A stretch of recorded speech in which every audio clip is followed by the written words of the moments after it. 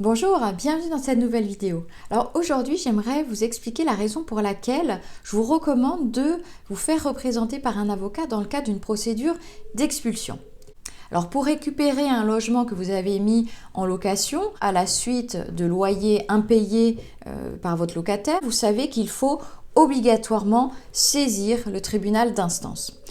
Et comme vous le savez peut-être aussi, le tribunal d'instance, c'est une procédure dite orale où l'avocat, la représentation par avocat n'est pas obligatoire. Donc en théorie, on peut se passer d'avocat et se présenter directement devant le tribunal d'instance, donc c'est le tribunal d'instance du lieu de l'immeuble, où vous expliquez oralement votre situation et vos demandes. Sauf que ça, c'est la théorie. Parce que se passer d'avocat dans le cadre de ce type de procédure, c'est nier donc, les usages des tribunaux, c'est peut-être ne pas savoir ce qu'il faut solliciter, ne pas pouvoir anticiper ou réagir au comportement et à la défense de votre locataire, qui sera peut-être représenté par un avocat, donc soit payé par ses soins, soit à l'aide juridictionnelle. Là, vous vous exposez aussi à ce que le bail soit reconduit, ne soit pas résilié et que le locataire puisse se maintenir dans les lieux.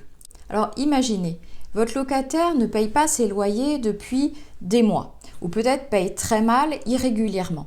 Sauf que vous, en revanche, vous avez des mensualités de prêt à honorer, à rembourser auprès de votre banque et votre banque ne va pas attendre. Vous savez à quoi vous vous exposez puisque en cas de non-respect donc, du remboursement de vos mensualités de crédit, eh bien vous exposez à la déchéance du prêt et donc à devoir solder la totalité de votre prêt. Donc vous vous présentez au tribunal, cela dure plusieurs mois, votre locataire a peut-être pris un avocat et la décision judiciaire tombe, il n'y a pas de résiliation de bail, pas d'expulsion et votre locataire est maintenu avec un échéancier de délai de paiement.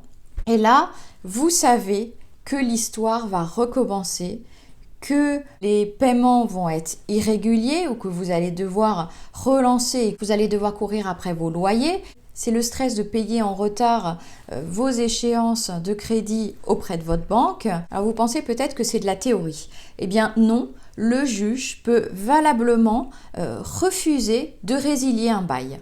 Donc rien n'est automatique, car contrairement à ce qu'on pense lorsqu'on intente une procédure d'expulsion, on se fonde généralement sur une clause résolutoire, la clause résolutoire qui est insérée dans la plupart des baux d'habitation, donc des contrats de location. Cette clause qui dit qu'au bout de la délivrance d'un commandement de payer demeuré infructueux, eh bien dans les 2 mois, le bail est dit résilié de plein droit. Eh bien non. Le juge dispose de la faculté de ne pas résilier le bail.